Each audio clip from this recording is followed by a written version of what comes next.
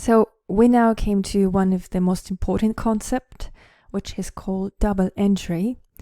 Double entry essentially is a system which is used in bookkeeping, and it just means that every transaction has at least two parties.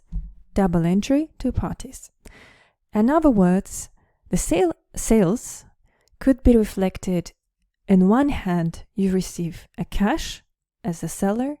On other hand, you sell the goods, right? So sale account and cash account. Don't worry if this concept is a little bit strange at the present time.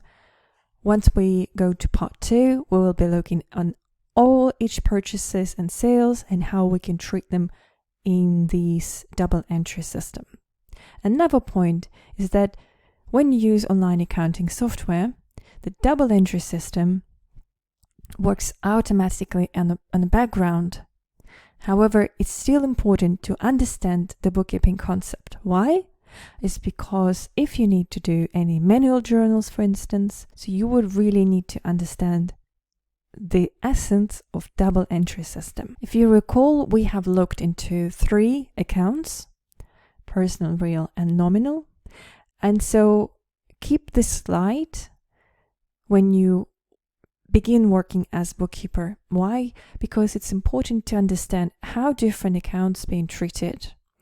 And if you do need to make any adjustments or manual entries, you need to understand where debit goes and where credit goes.